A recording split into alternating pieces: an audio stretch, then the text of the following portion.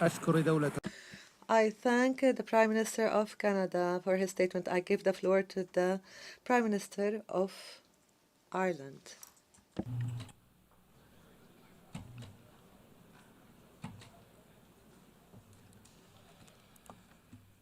Presidents, co-chairs, may I begin by thanking France and the Kingdom of Saudi Arabia for convening us today, and I commend them for their leadership on this most vital of issues. Those of us gathered here know that the only viable option to deliver a peaceful future for Israel and for Palestine is a two-state solution. At this most critical juncture, we must continue to put our full political weight behind it. The situation on the ground has rarely looked so bleak. A just and lasting peace seems further away than it ever has.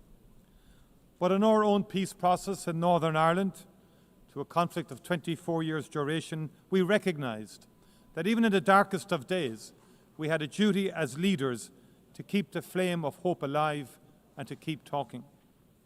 The immense suffering of the Palestinian population in Gaza over the past 2 years has been an affront to the world.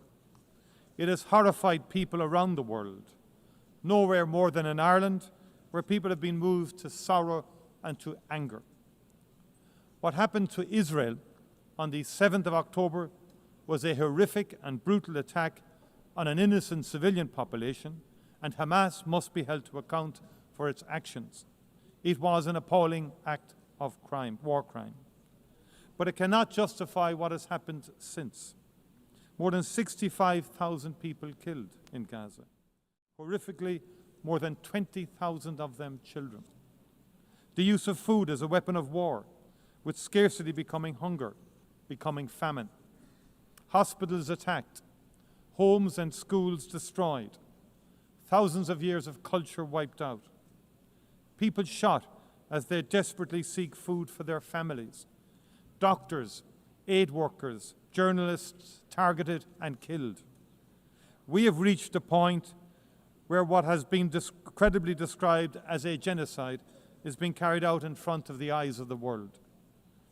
It would be easy to just despair, but we must not. Gaza must move us to action.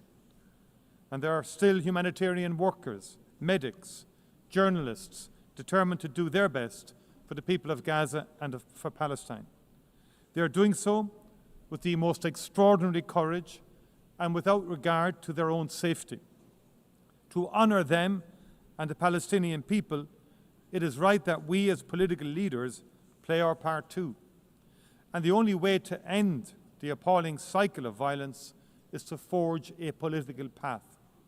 And the only credible destination is a two-state solution, with Israel and Palestine living side by side in peace and security. And that is why Ireland last year, with Spain, Norway and Slovenia, recognised the state of Palestine.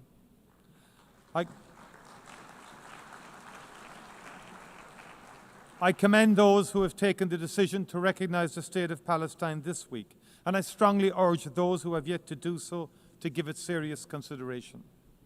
We know that there are people, including in the Israeli government, who are working daily to make that outcome impossible. In addition to the destruction of Gaza, settlements are expanding every day, and illegal settlers in the West Bank are increasingly emboldened and militant. If we do not move now to protect the two-state solution, if we do not work to build a process through which it can be achieved, there may never be another opportunity. That must not be our legacy to future generations. Ireland is ready to play its part, and I look forward to our continuing steadfast cooperation. Thank you very much indeed.